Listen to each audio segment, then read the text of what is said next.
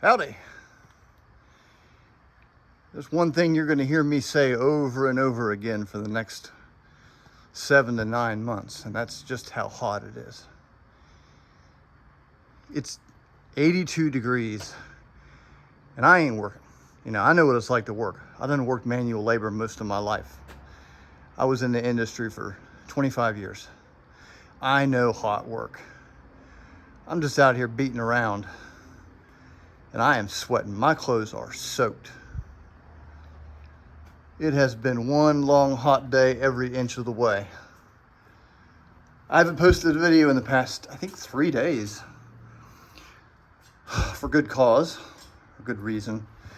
I've been back here fiddling around with that flight engineer station, just trying to get everything, trying to get these frames at the correct measurement. You know, that's 3 1/4, that's 2 1/4 from the top of the main panel to the frame. Don't know if the frame's accurate, but the frame is based on the dimensions from the real aircraft, on one aircraft on the outside, another aircraft on the inside. So, and the pictures are looking good. But let me tell you, I've been fighting with that thing because I got one dimension telling me that I need to be 28 inches from the floor, flight deck floor, to 28 7/8 of an inch to about an inch north of that or above that surface right there. 28 inches puts that thing way up in the air to where there's no space. And if you look at pictures of the real aircraft, compare that area especially, it's perfect.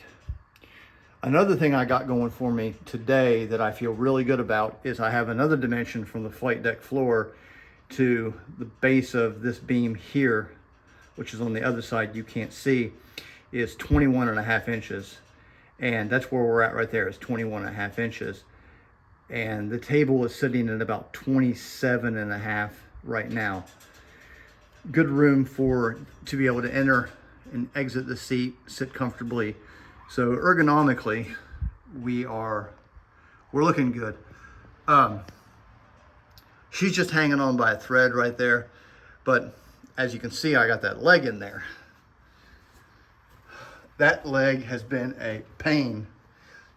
It's 3 inches wide, and it's 32 inches all the way around.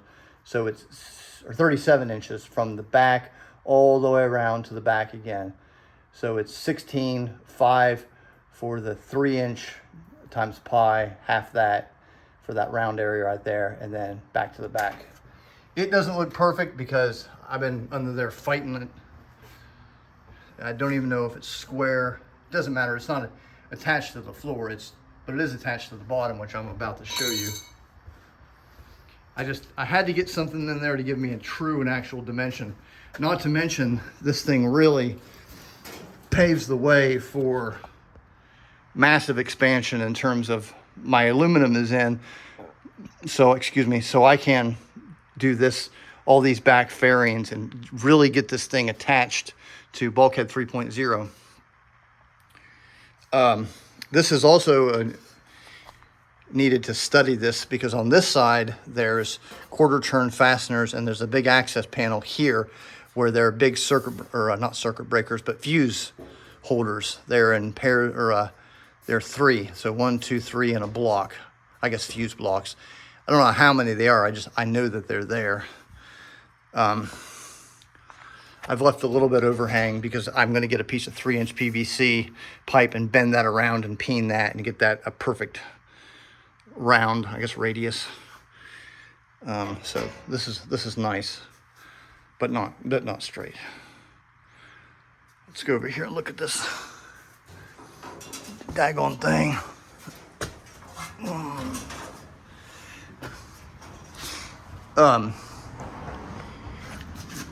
Let's see where we're at here, just for comedy value, or even remotely. I mean, it's not far off. So that needs to go up maybe 1/2 inch. So that's brilliant. That's brilliant, because I know from here to there is 21 1/2 inches. So we are absolutely beautiful. But what I did today was I made that beam. I got plenty of pictures up under here. Got that beam, and it's got 2 L channels that run all the way down. And then there's some kind of a shelf right there where this mounts to, and it also creates a mount for the big circular piece. It's separate from this. This isn't flanged. It's got a flange that attaches here, and then this attaches to that flange. And I believe that this is, yes, this is riveted. I don't know. Let's see. Like I said, I got some, now that I've got an actual picture and a study aid to see where I'm at and compare it to the real airplane tonight, we'll see where we're at. But I feel really good about it. Whew. That is where it's supposed to be on the real aircraft. I've cut that down a little bit and moved it 2 or 3 times. Yesterday was just if I could use foul language, I would, to describe yesterday. Combine the frustration of that with the heat. But nonetheless, they are exactly where they're going to be there, because that is where it's supposed to be. Everything is where it's supposed to be. It's really nice. And it's hot. I don't understand how people do it. I don't know how I did it. I worked in a warehouse for 14 years with no air conditioning, and it just, man.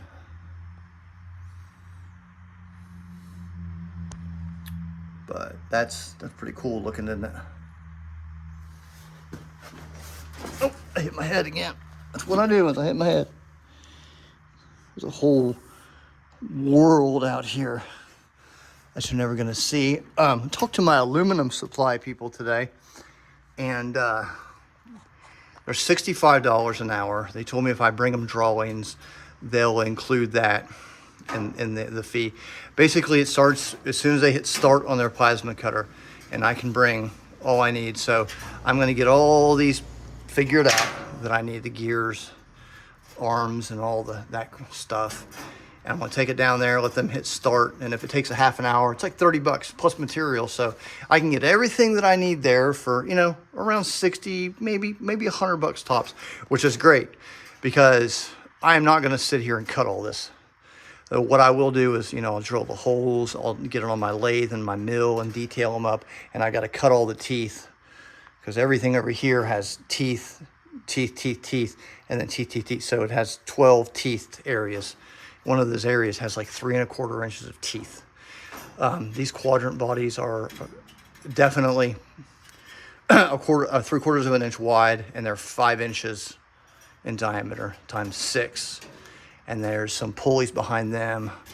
And I am gonna do the pulleys down to there, or they go down and then like that. And then one of them tees off, comes back up under the flight deck floor to the pilot's console, and the other one tees off and goes to the control surfaces. But I am going to do that. It might be a dummy setup just so you have some kind of resistance with these throttles, because I've got the resistance with the potentiometers. That's all taken care of. They'll be nice and tight. They'll feel, but I think that'll solve that if I rig up some kind of a pulley.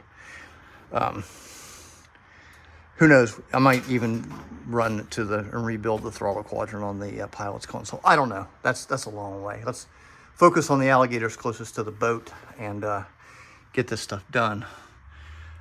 Tomorrow, I got to commit to working on the F-86H panel.